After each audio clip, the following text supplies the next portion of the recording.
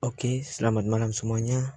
Di sini saya akan mempresentasikan tugas bahasa Indonesia tentang parafrasa dan plagiarisme. Sebelumnya, izinkan saya memperkenalkan diri. Perkenalkan, nama lengkap saya Fiorensis Bota Manggoran. Saya kelas 1B dari jurusan Promosi Kesehatan. Oke, langsung saja ke materi yang pertama tentang definisi parafrasa. Apa itu parafrasa?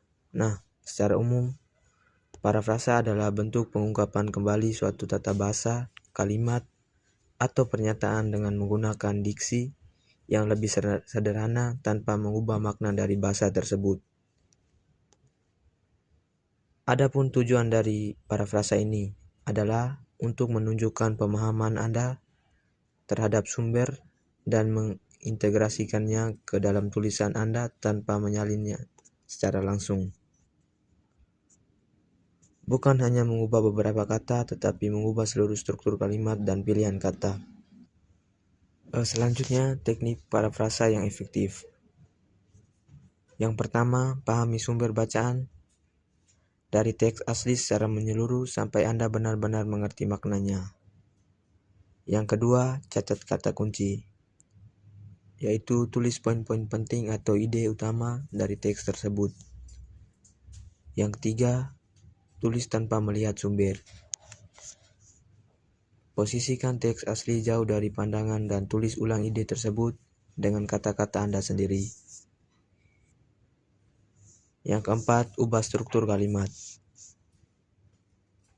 Ganti subjek dan predikat atau ubah dari kalimat aktif menjadi pasif. Yang kelima, periksa kembali.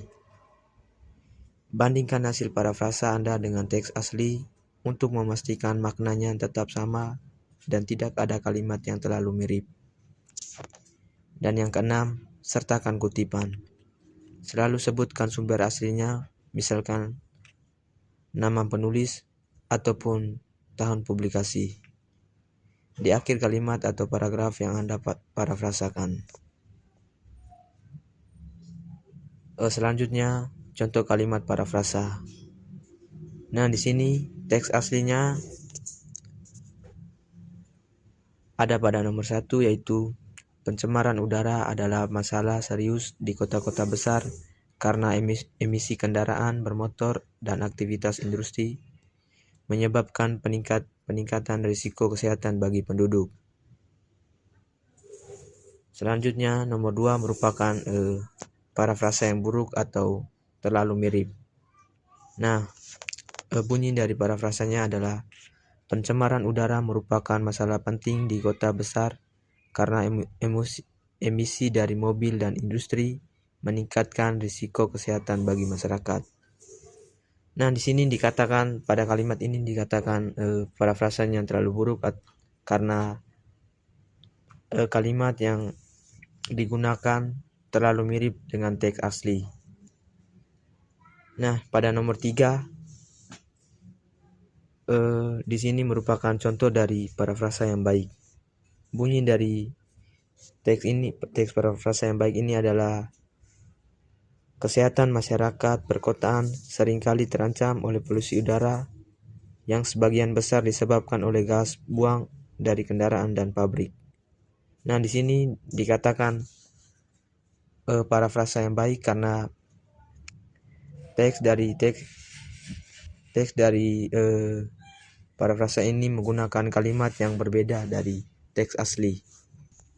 Selanjutnya, definisi plagiarisme. Apa itu plagiarisme?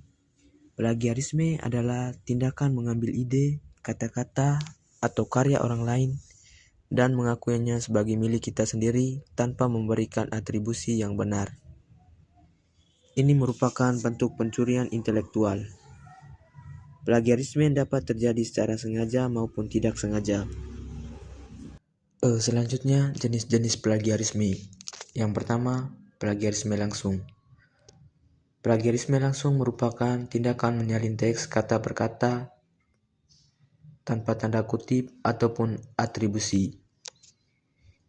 Yang kedua, plagiarisme mosaik. Plagiarisme mosaik merupakan tindakan mengambil frasa dari berbagai sumber dan menyatukannya tanpa atribusi. Yang ketiga, plagiarisme sumber. Plagiarisme sumber merupakan tindakan menyebutkan sumber yang salah, tidak ada sumber, ataupun menggunakan sumber sekunder dan mengakuinya sebagai sumber primer. Yang keempat, plagiarisme diri. Plagiarisme diri merupakan tindakan menggunakan kembali karya ataupun tulisan Anda sendiri yang sudah pernah dipublikasikan tanpa menyebutkannya. Selanjutnya, etika penulisan ilmiah. Yang pertama, menghindari plagiarisme, yaitu memahami aturan dan mengenali gaya kutipan yang digunakan. Yang kedua, mencatat sumber. Saat melakukan riset, catat semua informasi sumber seperti nama penulis, judul, tahun, dan halaman.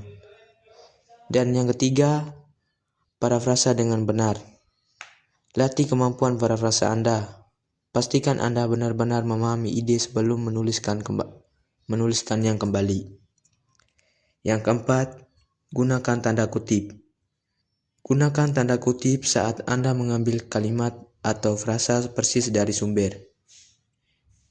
Dan yang terakhir, gunakan alat bantu, yaitu memanfaatkan perangkat lunak, pemeriksaan plagiarisme untuk memastikan tulisan Anda bersih. Nah, selanjutnya di sini beberapa sumber rujukan yang saya gunakan bisa dilihat. Dan format yang digunakan saya adalah format APA style. Sekian presentasi dari saya. Atas perhatiannya saya ucapkan terima kasih. Selamat malam.